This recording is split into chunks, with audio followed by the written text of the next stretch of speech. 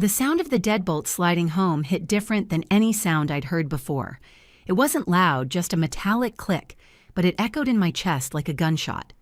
I stood on the front porch, my hand still raised from knocking, frost already forming on my eyelashes. Through the frosted glass panel, I watched my father's silhouette turn away, not quickly, like he was angry, slowly, like he was following instructions. The porch light stayed on. That somehow made it worse. They wanted me to see what they were doing. My stepmother, Victoria, stood in the hallway behind him, her arms crossed, her face a mask of satisfaction even through the distorted glass. My stepbrother, Blake, appeared beside her, and I swear to God he was smiling. The Minneapolis cold at 30 below zero doesn't creep. It attacks.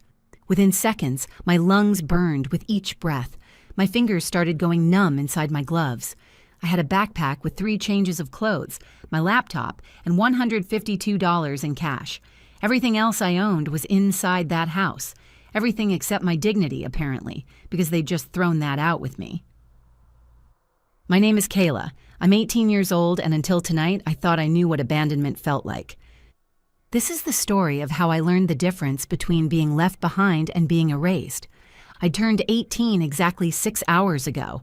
No cake, no celebration, just a curt, happy birthday from Victoria at breakfast, and a look from my father that I couldn't quite read. I should have known something was coming. Victoria had been too quiet lately, too controlled. For weeks, she'd stopped with the passive-aggressive comments and the strategic criticisms. I thought maybe she was finally backing off. I was an idiot. The trust fund. My grandfather's trust fund. That's what this was about. It unlocked when I turned 18, and I was supposed to sign the release papers next week. $240,000. Not a fortune, but enough to pay for college, enough to start a life. My grandfather had set it up specifically for me after my mom died, with explicit instructions that only I could access it. I stood on that porch for maybe 30 seconds, my brain trying to process what was happening before survival instinct kicked in. I couldn't stay there. I couldn't bang on the door and beg. The cold would kill me before their conscience woke up, assuming they had one. I started walking. The abandoned garden shed 3 blocks away had been my hiding spot since Victoria moved in 5 years ago. It wasn't much, just a rotting wooden structure behind a foreclosed house, but it was shelter. I'd stashed an old sleeping bag there last summer, some emergency supplies. It would keep me alive until morning. That's when the hand grabbed my wrist from the shadows. I jerked back, nearly slipping on the ice, but the grip was iron tight. A figure stepped into the circle of streetlight. Ruth, the homeless woman who lived on the corner. I'd given her my lunch money a few times, helped her find the warming shelter during cold snaps. She was probably in her 60s, with wild gray hair and layers of worn coats, but her eyes were sharp. Right now, they were wide with terror. "Do not sleep in that shed tonight," she said, her voice urgent and clear. "Get a hotel room. If you go back there, you won't wake up." "What are you talking about?" My teeth were already starting to chatter. "Just trust me. The Starlight Motel 2 blocks west. Go now." She pressed something into my hand, a crumpled $20 bill. "Add it to what you have. Get inside. Get warm. Don't go to that shed." I wanted to argue, to ask questions, but the cold was already seeping through my coat. I nodded and started walking toward the motel's flickering neon sign in the distance. Behind me, Ruth disappeared back into the shadows. The motel lobby smelled like cigarette smoke and industrial cleaner. The desk clerk barely glanced up from his phone when I approached, and I was grateful for his indifference. I didn't want to explain why an 18-year-old girl was checking in alone at midnight with nothing but a backpack. $43, he said flatly. Cash only. Checkouts at 11 a.m. I counted out the bills with numb fingers and took the key to room 12. The room was barely warmer than outside. I cranked the ancient heater until it rattled and wheezed, filling the air with the smell of burning dust. I sat on the edge of the bed, still wearing my coat, and waited for the shaking to stop. It wasn't just from the cold anymore. This was the moment I was supposed to fall apart. This was when the tears should come, when I'd collapse under the weight of being rejected by my own father. But my eyes stayed dry. I stared at the water-stained ceiling and felt something else instead, a cold, crystallizing clarity. I'd spent 5 years making excuses for my father, Marcus, telling myself he was weak, that Victoria controlled him, that deep down he still loved me and was just too beaten down to show it. I told myself he was a victim too, trapped in a marriage with a woman who demanded absolute obedience. Tonight proved I was wrong. He wasn't trapped. He was complicit. Weakness is passive. What he'd done was active. He'd calculated the cost of defending me against Victoria's rage and decided it was too high. He'd watched his only daughter get locked out into a blizzard that could kill me in hours, and he'd made his choice. The door hadn't locked itself. He'd turned that deadbolt with his own hand. I pulled out my phone. 3 missed calls from my best friend Nina, 2 texts asking if I was okay. I sent her a quick message. "I'm safe. Long story. We'll explain tomorrow." Then I realized Ruth might need to reach me. I sent another text to Nina asking her to give Ruth my number if she saw her, along with the motel address. After that, I turned off my phone to save the battery. I wedged the desk chair under the door handle and lay down on the bed, fully clothed. I didn't sleep exactly. I just waited, my mind turning over Ruth's warning again and again. Why had she been so terrified? What did she know about that shed? Tomorrow, I'd find out. The sun hadn't fully risen when I arrived at the 24-hour diner on Franklin Avenue. Ruth had called me an hour earlier through Nina, suggesting we meet there. She was already nursing a cup of black coffee that looked like it had been sitting there for an hour, but her eyes were alert. When I slid into the booth across from her, she didn't waste time on pleasantries. "I used to be a legal secretary," she said. Her voice was raspy from years on the street, but her words were precise. 30 years at Hennepin and Associates. I know how people hide things, and I know how they get sloppy. She pulled out a battered tablet from her coat. The screen was cracked, but it still worked. She set it on the table between us and pressed play. The video was grainy night vision footage, the kind from a cheap trail camera. The timestamp read 11:47 p.m. last night, about 45 minutes after I'd been locked out. The view showed the garden shed, its boarded-up windows barely visible in the darkness. A figure entered the frame. My stomach dropped. Blake. My stepbrother was carrying a shovel. I watched, my coffee growing cold in my hands as he started piling snow against the shed door, not clearing it, packing it, heavy, wet snow, layer after layer, banking it against the door until it formed a solid wall. He worked methodically, checking the boarded windows, making sure every possible exit was sealed. Then he stopped. He stood there, looking at the shed where he thought I was sleeping, and he laughed. It was a short, satisfied sound, the sound of someone who'd solved a problem. He pulled out his phone, typed something, and walked away. The video ended. I stared at the black screen, my hands gripping the edge of the table so hard my knuckles turned white. "If you'd been in there," Ruth said quietly. "The temperature's supposed to hit 35 below tonight. With the door blocked and no airflow." She didn't finish the sentence. She didn't need to. "That wasn't an eviction," she continued. "That was an attempt to take your life." My throat felt tight. "How did you know? How did you have a camera there?" "I've been watching your family for 3 months," Ruth said. She took a sip of her coffee, her eyes never leaving mine. "Ever since I overheard Victoria and Blake talking outside the grocery store. They thought I was just another invisible homeless person, not worth lowering their voices around. Victoria said something about dealing with the girl before the trust activates. When I heard you sometimes went to that shed, I put the camera there just in case. I've been tracking them ever since." "Why?" I whispered. "Why would you do that for me?" Ruth's expression softened slightly. "Because 30 years ago, I had a daughter. She got caught between me and my second husband when their trust fund came due. He convinced me she was the problem. By the time I figured out what he was really doing, she was gone. Restraining order, moved across the country. I lost everything trying to make it up to her. My job, my house, my sanity." She tapped the tablet. "I'm not losing another girl to a family that values money over blood." I couldn't breathe. "Blake tried to end my life." "Yes, for the trust fund. If you pass away before you sign the release, it goes to your father. If you're just missing, they can petition for access after 7 years. But if you freeze in an abandoned shed after running away on your 18th birthday," Ruth's mouth twisted. Tragic accident. No investigation. Clean inheritance. The rage that filled me then wasn't hot. It was ice cold and absolutely clear. I looked at Ruth across the scarred diner table.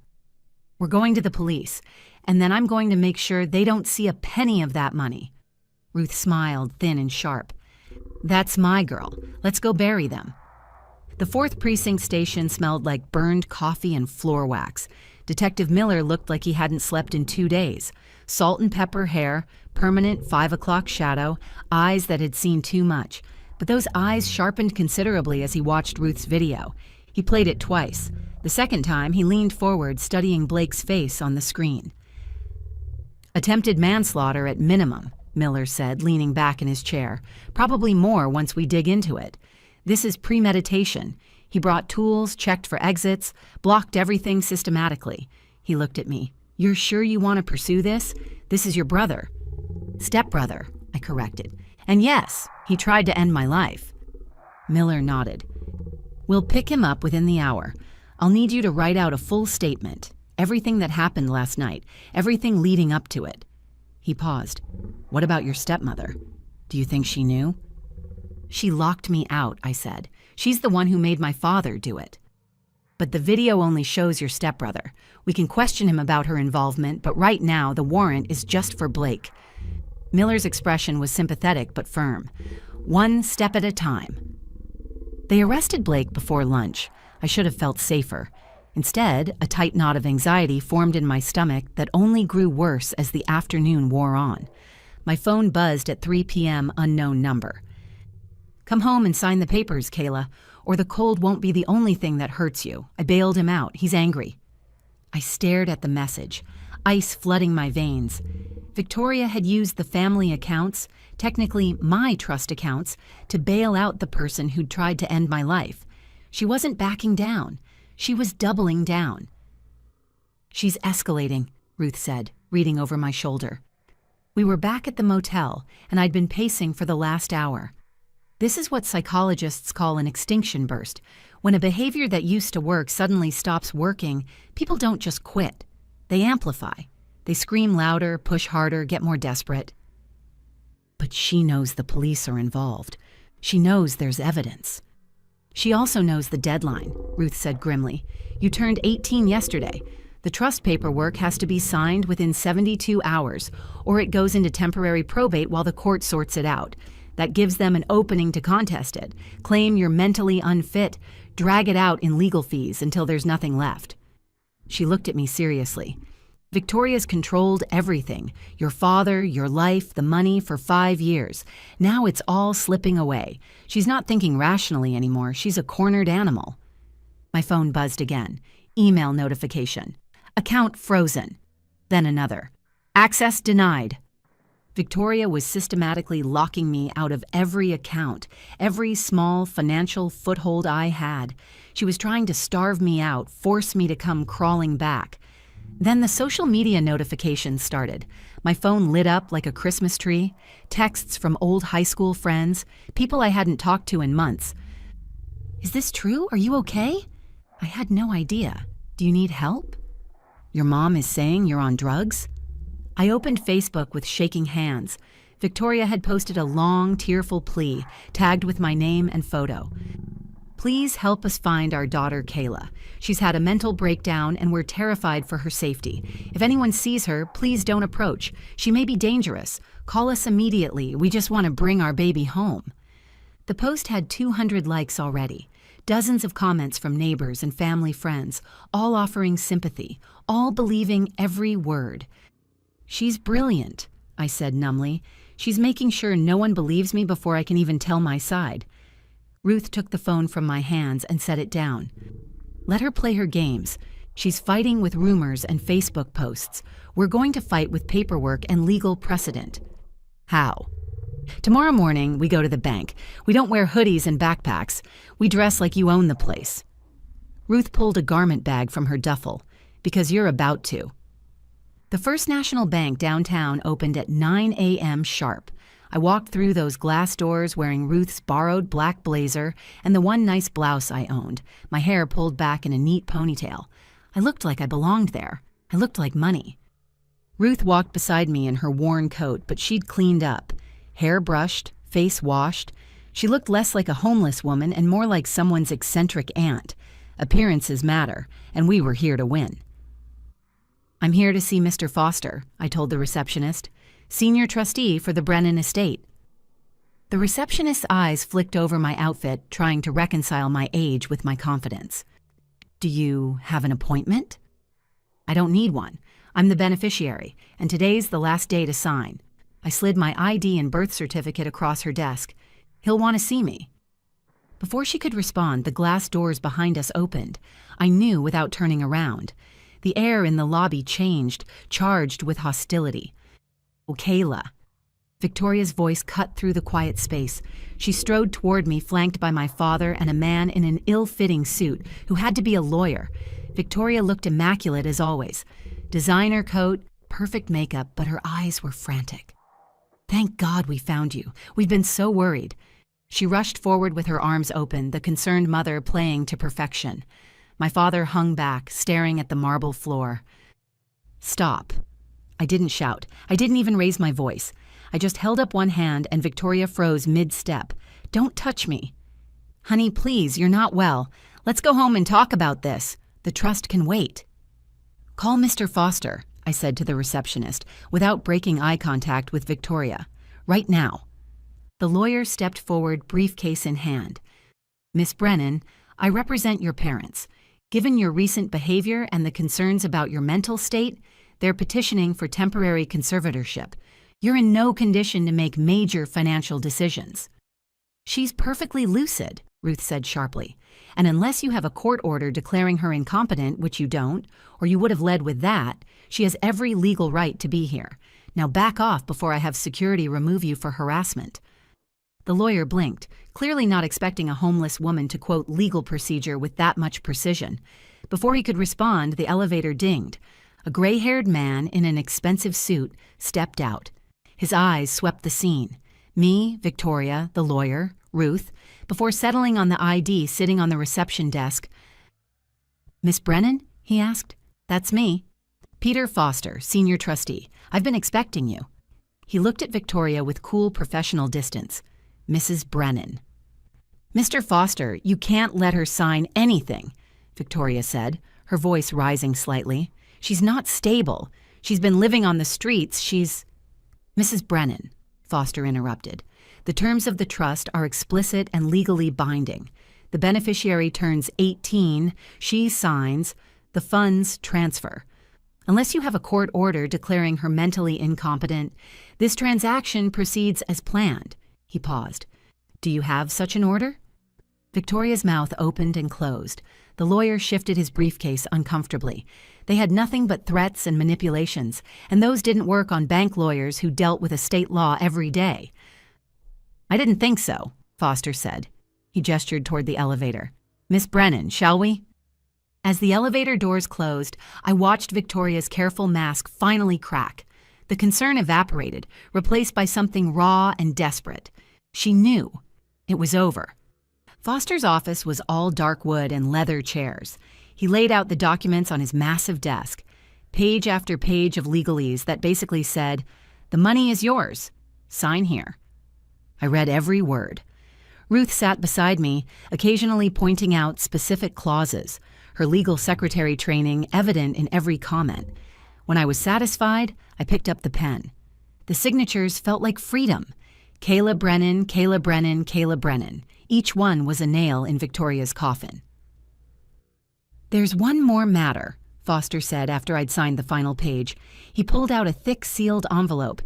"Your grandfather added a codicil to the trust a week before he died, a negligence liability clause." I frowned.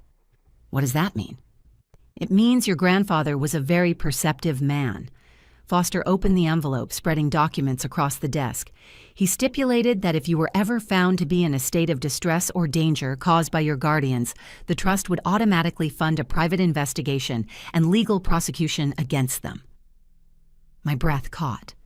He knew? He suspected. He couldn't prove anything while he was alive, but he made sure you'd have the resources to do it after. Foster slid a document toward me. Inside were bank statements showing Victoria's excessive spending, itemized lists of my trust funds being used for her personal expenses, and a retainer agreement for one of the state's top criminal prosecution firms. By attempting to harm you, Foster said quietly, they triggered the clause. The estate isn't just yours, Miss Brennan. It's now the war chest that will put them in prison. He looked at me seriously. The retainer is already paid. The firm is ready to proceed whenever you give the word. Do you want to initiate prosecution? I looked at Ruth. She gave me a small, fierce nod. Yes, I said. Proceed immediately. One more thing, I added. The subsidiary accounts, the ones my father and Victoria use for expenses, the credit cards, the house account, everything. Foster nodded. The allowance cards, yes. What about them? Freeze them, all of them. Cancel every card, close every account they have access to. As of right now, they don't touch another penny of this money. Foster typed several commands into his computer. Done. They're completely locked out. I stood up, feeling lighter than I had in years. Thank you, Mr. Foster. Thank your grandfather, he said. He made sure you'd be protected. A week later, I stood in the doorway of my new apartment. It was small, a studio with old hardwood floors and big windows that let in the pale February sunlight. The furniture was secondhand. The kitchen barely qualified as a kitchenette. But it was warm. It was safe. It was mine. Ruth had moved into the spare room at Nina's place, finally off the streets. Nina's family had welcomed her with open arms once they understood she'd saved my life.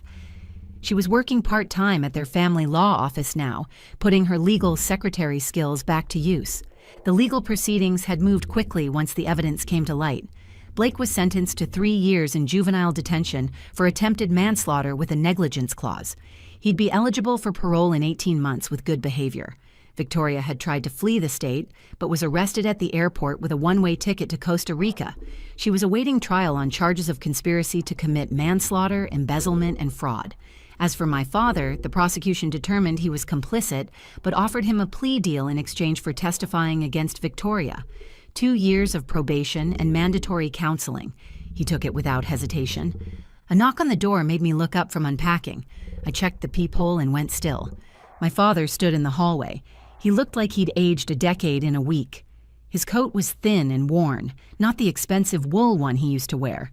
His face was gray with stubble, his eyes hollow. He was shivering. I opened the door but didn't step back. I blocked the entrance, one hand on the frame. It's Kayla. His voice cracked. Can I come in? It's cold out here. I know, I said. He looked past me into the apartment, and I saw the calculation in his eyes, the warmth, the safety, the space I'd claimed without him. We lost the house, he said. The trust foreclosed on the mortgage. Victoria's in custody awaiting trial. Blake's in juvenile detention serving his sentence. He swallowed hard. I have nowhere to go. Okay, I said. Kayla, please. His voice broke. I'm your father. You can't just... Family is supposed to stick together. I didn't know it would go this far. I thought you'd be okay. You're smart. You're resourceful. You thought what, exactly? I kept my voice level. That I'd find a friend's couch, that I'd forgive you, that freezing to death was an acceptable risk as long as Victoria stayed happy? I made a mistake. You made a choice. I cut him off. You stood there and watched Blake trap me in that shed to die. You turned that deadbolt knowing what Victoria and Blake were planning. You weren't confused or tricked. You calculated the cost of protecting me against the cost of Victoria's anger, and you chose your comfort over my life. I'm still your father. His eyes were wet now, desperate. You can't just abandon me. I reached into my pocket and pulled out a key. It was old, rusted, the key to the garden shed. I'd taken it from the property before the foreclosure went through. I held it out to him. There's a shed 3 blocks from here, I said. Abandoned property. The foreclosure notice hasn't been posted yet. The door locks from the inside now. I made sure of that. There's even a sleeping bag, some bottled water. You'll be fine for a few nights until you figure something out. His hand shook as he looked at the key. Kayla, you can't. The temperature's supposed to drop to 20 below tonight, I continued. But the shed has 4 walls and a roof. That's more than you gave me. I'm your father. It was almost a whisper now. You were my father, I corrected. Now you're just someone who made a really bad investment. I pressed the key into his hand and stepped back. Be inside before sunset, I said. The cold's no joke. He stared at the key like it was a snake. Then he looked up at me, and I saw the moment he understood. This wasn't cruelty. This was symmetry. This was him learning what it felt like to be considered disposable. Kayla, please. I closed the door. The sound of the lock clicking shut was the most satisfying sound I'd ever heard. Final. Just. Earned. Inside, Nina was in the kitchen, stirring a pot of soup that smelled like tomatoes and basil. Ruth sat in the armchair by the window, reading a battered paperback. Was that him? Ruth asked without looking up. Yeah. Is he gone? He's gone. I walked to the window. Outside, the snow was melting in patches where the sun hit the sidewalk. Spring would come eventually. The city would thaw. I later learned he used the shed for 2 nights before checking himself into a homeless shelter. He completed his probation and eventually moved to another state, though we never spoke again. I heard through extended family that he found work as a janitor and rented a small efficiency apartment. It wasn't much, but it was more than he'd given me that night. Ruth closed her book and looked at me. You know he'll tell people you're heartless, cold, ungrateful. Let him, I said. I sat down on the floor, the sunlight warming my face for the first time in what felt like forever. I spent 18 years trying to earn love from people who saw me as a transaction. I'm done negotiating my worth. Good, Nina said from the kitchen. She brought over 3 bowls of soup, and we ate together in comfortable silence. For the first time in 18 years, I wasn't cold. I wasn't afraid. I wasn't calculating how to make myself small enough to deserve basic kindness. I was home. Before you go, here's a quick bonus for sticking around. If you love learning and growing like I do, you need to try audiobooks. I've got an exclusive deal with Audible. Your first month is completely free. That's access to over 500,000 titles, 0 cost to you. All the details are waiting in the description. Don't miss this one.